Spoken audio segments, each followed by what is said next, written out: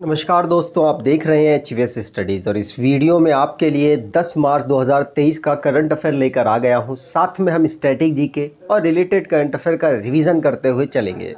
अगर आप इस चैनल पर पहली बार आए हो तो चैनल को सब्सक्राइब कर लीजिएगा। वीडियो अच्छी लगे तो वीडियो लाइक करके और शेयर करके ज़रूर जाइएगा। चलिए स्टार्ट करते हैं लास्ट डे के क्विज से। तो लास्ट डे आपसे क्वेश्चन पूछा गया था, which player won BBC Indian sports women of the year for 2022। तो आप सभी ने आंसर दिया था कि मीराबाई चानू, जो कि BBC के द्वारा Indian sports women of the year का खिताब इनको 2022 के लिए मिला है और लगातार इनको दूसरी बार मिला। आप सभी ने आंसर सही दिया था और डिटेल में दिया था। लास्ट में आपके लिए क्विज भी रखा है, तो उस क्विज को ज़रूर सॉल्व करके जाइएगा।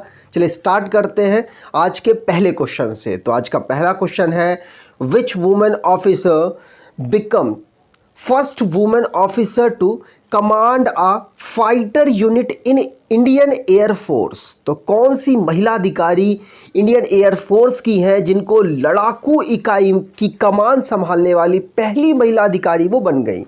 आंसर होगा, इनका नाम है शैलिजा धामी। कौन? शैलिजा धामी पहली अधिकारी, पहली महिला अधिकारी बनी है जो कि इंडियन एयर फोर्स की फाइटिंग यूनिट कमांड को संभालने वाली हैं। ध्यान रखिएगा, पूछा जा सकता है। ये है शैलिजा, ध्यान रखेंगे। यहाँ पर बात की जाए, शैलिजा धामी ये सियाचिन में डिप्लॉय होने वाली सेकंड ऑफिसर भी हैं, ये भी ध्यान रखिएगा।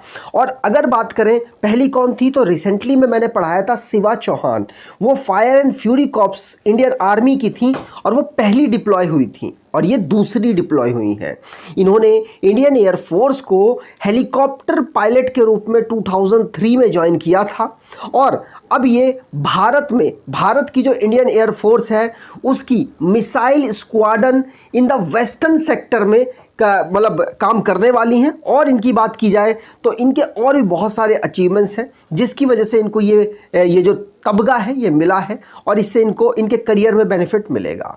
अगर बात करें और दूसरी महिला अचीवर्स की, तो अवनी लेखारा आपने नाम सुना होगा। वो पहली भारतीय मतलब ऑफिसर बनी इंडियन एयर फोर्स की जो कि विदेश में जो एक्सरसाइज चल रही थी उसमें उन्होंने पार्टिसिपेट किया। इसी प्रकार से मेजर अभिलाषा बराक ये पहली वुमेन ऑफिसर बनी जिन्होंने आर्मी के एविएशन कॉर्प्स को ज्वाइन किया था। तो दोनों चीज़ें, ये सारी चीज़ें आप याद रखिए, आपसे पूछी जा सकती हैं। अब इंडियन एयर फोर्स की बात हुई है, इसका हेडक्वार्टर नई दिल्ली में है। इसको 8 अक्टूबर 1932 में फॉर्म किया गया था। मोटो इसका touching the sky with glory है।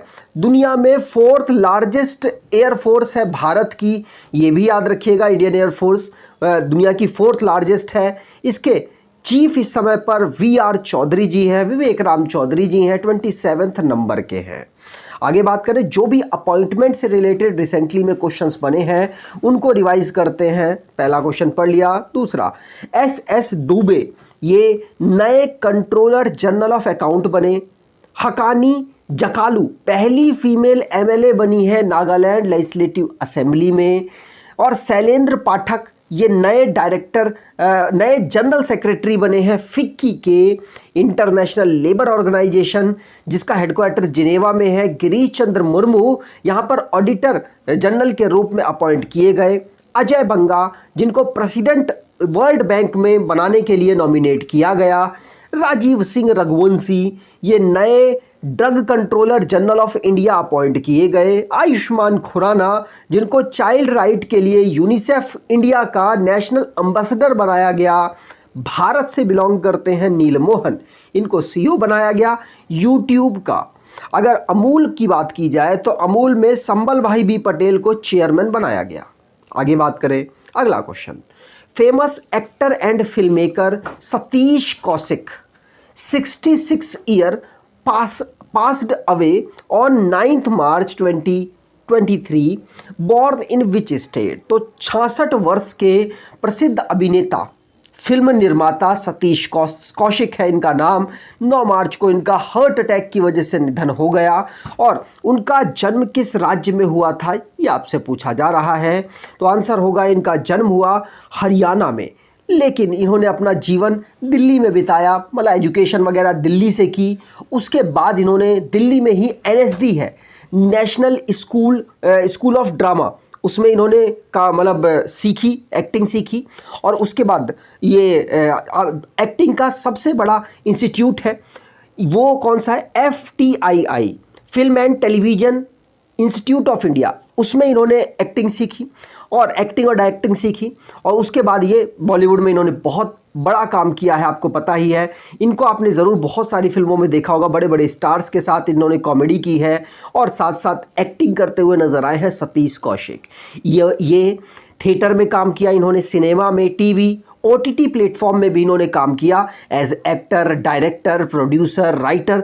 बहुत सारे इनके किरदार हैं जो कि बॉलीवुड में इनका योगदान बहुत ही अपूर्व है। अगर इनकी बात करें तो इनकी पहली फिल्म थी रूप की रानी, चोरों का राजा।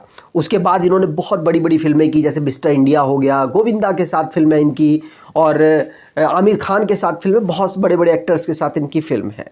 तो अब इनका निधन हो गया। ध्यान रखिएगा, हरियाणा में इनका जन्म होता है, बाद में दिल्ली के करोल बाग में ये रहते हैं। ठीक, अगर इसी प्रकार से आप अपने स्टैटिक जीके वाले पोर्शन को बेहतर करना चाहते हैं तो आप इस ई बुक को परचेज कर सकते हैं। इस ई बुक में आपको बेनिफिट मिलेगा, क्योंकि आप इसे रेगुलर रिवाइज करेंगे तो आपको आपके एग्जाम तक ये याद रहेगा। और हमने इंपॉर्टेंट क्वेश्चंस यहाँ पे कलेक्ट करके बनाया है, तो आपको ज़रूर से ज़रूर एग्जाम में वही क्वेश्चंस मिलने वाले हैं।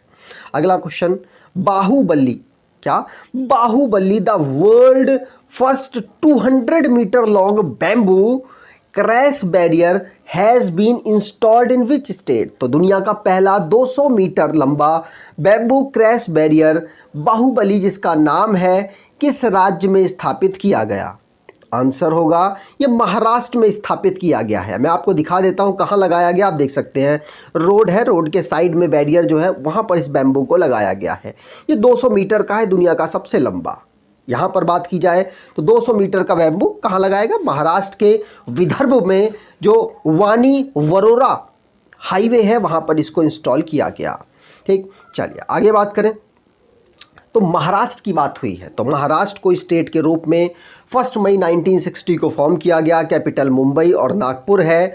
डिस्ट्रिक्ट 36 है। गवर्नर रमेश बैस है। चीफ मिनिस्टर एकनाथ शिंदे हैं।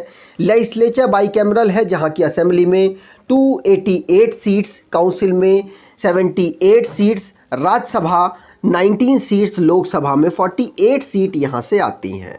महाराष्ट्र के डांस की बात करें तो Dhangari Gaja, Kholi dance, Lavani dance, Pavadas dance, Tamasha और डिंडी यहाँ के डांस हैं।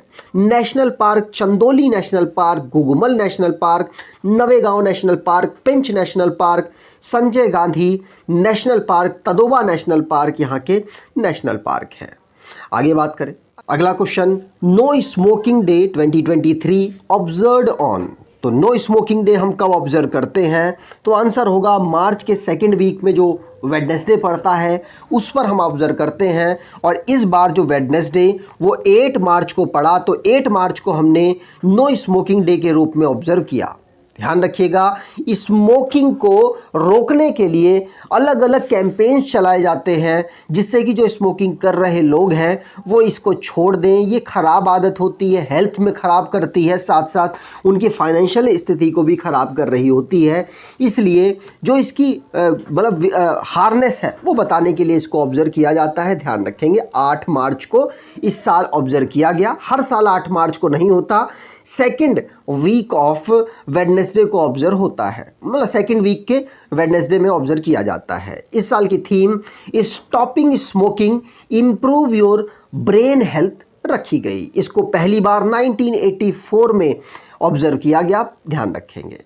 आगे बात करें तो जो भी रिसेंटली में इंपॉर्टेंट डेज हमने पढ़े उनको रिवाइज करते हैं। जैसे वर्ल्ड सिविल डिफेंस डे हमने 1 मार्च को पढ़ा, वर्ल्ड सी ग्रास डे हमने 1 मार्च को ऑब्जर्व किया, ज़ीरो डिस्क्रिमिनेशन डे 1 मार्च को, वर्ल्ड वाइल्ड लाइफ डे हमने 3 मार्च को, नेशनल सेफ्टी डे 4 मार्च को, नेशनल सिक्योरिटी डे 4 मार्च को, वर्ल्ड ओबेसिटी डे 4 मार्च को, international day for disarmament and non proliferation awareness हमने 5 मार्च को ऑब्जर्व किया। और 5th जन औषधि दिवस हमने 7 मार्च को ऑब्जर्व किया, 8 मार्च को हमने इंटरनेशनल वुमेन डे और 8 मार्च को ही हमने नो स्मोकिंग डे ऑब्जर्व किया है। अगला question, which country has decided to recruit women in the army for the first time in 25th year. तो 25 सालों में पहली बार महिलाओं को सेना में भर्ती करने वाला पहला देश कौन बना? आंसर होगा ये देश है कोलंबिया। कौन? कोलंबिया एक देश है जो कि पहली बार महिलाओं को इंडियन आर्मी में भर्ती करने वाला है। ध्यान रखिएगा, पूछा जा सकता है, आपको पता होना चाहिए। यहां पर यह अनाउंसमेंट की गई है कि हम पहली बार में ही 1296 मतलब 1296 वुमेन्स की रिक्रूटमेंट कोलंबियन आर्मी में करने वाले हैं। इसमें 18 साल से लेकर 24 ईयर तक जो वुमेन्स होंगी उनको ज्वाइन कराया जाएगा। आगे बात करें तो जो भी इंटरनेशनली करंट अफेयर बना है उसको रिवाइज करते हैं। पहला क्वेश्चन पढ़ लिया। दूसरा, राइसीना डायलॉग में Giorgio Meloni prime minister of Italy को चीफ गेस्ट बनाया गया। बोला टिनुबू जो कि नए प्रेसिडेंट बने हैं नाइजीरिया के। Kenya national green fiscal incentive policy framework को स्टार्ट कर चुका है। FATF financial action task force जिसने रशिया की मेंबरशिप को सस्पेंड कर दिया। सऊदी अरेबिया की पहली फीमेल एस्ट्रोनॉट स्पेस पे जाने वाली हैं। मोहम्मद शहाबुद्दीन अगले प्रेसिडेंट बन जाएंगे बांग्लादेश के। साउथ अफ्रीका के प्रेसिडेंट सिरिल रामापोसा ने स्टेट ऑफ डिजास्टर अपनी कंट्री में पावर क्राइसिस की वजह से अनाउंस किया। भारत जिसने ऑपरेशन दोस्त चलाया टर्की और सीरिया की हेल्प करने के लिए, जो कि भूकंप की वजह से उनकी हालत खस्ता हो गई थी।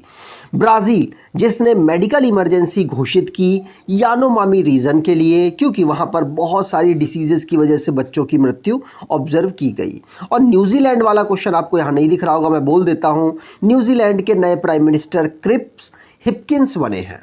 आगे बात करें, अगला question, who has taken oath as the chief minister of Tripura for the second time? तो दूसरी बार त्रिपुरा के मुख्यमंत्री के रूप में किसने शपथ ली? आंसर होगा इनका नाम है मानिक शाह। मानिक शाह ने दूसरी बार त्रिपुरा के मुख्यमंत्री के रूप में शपथ ली है। आप यहाँ पर इनकी तस्वीर को देख पाएंगे। इनको शपथ दिलाई किसने? तो जयपाल सत्येंद्र नारायण आर्य जो कि यहाँ के गवर्नर, उनके द्वारा ये शपथ दिलाई गई है। त्रिपुरा आपको पता होगा, त्रिपुरा वो राज्य है जो कि बांग्लादेश से तीनों तरफ से घिरा हुआ है। कई बार ये क्वेश्चन पूछा गया है, आपको पता होना चाहिए। अगला question, which country has propose to create international big cat alliance? तो किस देश ने अंतर्राष्ट्रीय बिग कैट अलायंस बनाने का प्रस्ताव दिया? आंसर होगा ये भारत ने यहाँ पर प्रस्ताव दिया। इसमें क्या होगा, जो बड़ी कैट्स होती हैं, टाइगर्स हैं, लॉयंस हैं और जो भी कैट जैसी स्ट्रक्चर वाले एनिमल्स हैं, उनको कंजर्व करने के लिए एक नया अलायंस बनाने की कोशिश की जा रही है। इसमें चीता इंक्लूड है, लॉयन, टाइगर और बड़ी कैट्स इन्वॉल्व है। तो टोटल 7 तरीके की जो कैट जैसी स्ट्रक्चर जिनकी मिलती है उनको यहाँ पर प्रोटेक्ट किया जाएगा। इसके लिए अलायंस बनाने की भारत ने यहाँ पर प्रपोजल दिया है। इसमें 97 कंट्री भारत के साथ खड़े हुए हैं। आगे बात करें, अगला question, who organized the operational level exercise TROPEX 2023? तो ट्रोपेक्स 2023 का आयोजन किसने किया? आंसर होगा ये भारत की नेवी के द्वारा इसको ऑर्गेनाइज कराया गया। नेवी में इसको इस एक्सरसाइज या कह लीजिए ये एक ऑपरेशन चलाया गया जिससे कोऑर्डिनेशन को बेहतर बताया जा सके। ठीक है, ध्यान रखिएगा। इसको अरेबिक सी में ऑर्गेनाइज कराया गया, ध्यान रखेंगे। आगे बात करें, अगला question, Which Indian American was recently nominated as the judge of the Southern District of New York? तो साउथर्न डिस्ट्रिक्ट है एक न्यूयॉर्क का, जिसमें जज के रूप में नॉमिनेट किया गया है किस भारतीय अमेरिकन को? तो भारतीय का नाम जब भी आता है तो हमारे लिए इंपॉर्टेंट हो जाता है। आंसर होगा अरुण सुब्रमण्यम को यहाँ पर नॉमिनेट किया गया जो बाइडन के द्वारा, जो कि वहाँ के प्रेसिडेंट हैं। ये है अरुण सुब्रमण्यम, ध्यान रखिएगा। अब ये साउथर्न जो न्यूयॉर्क का साउथर्न पार्ट है वहाँ के लिए जज नियुक्त किए गए। ठीक, आगे बात करें आज का क्विज। तो which country prime minister participated in the Raisina dialogue 2023 as the chief guest? तो रायसीना डायलॉग 2023 में चीफ गेस्ट के तौर पर किस देश की प्रधानमंत्री ने हिस्सा लिया? कमेंट बॉक्स में डिटेल में आंसर दीजिएगा। अगर आपको ये वीडियो अच्छी लगी है तो आपसे अनुरोध करूंगा वीडियो को लाइक कर दीजिएगा, चैनल को सब्सक्राइब कर लीजिएगा और एटलीस्ट अपने कुछ दोस्तों तक वीडियो को शेयर ज़रूर कीजिएगा। धन्यवाद।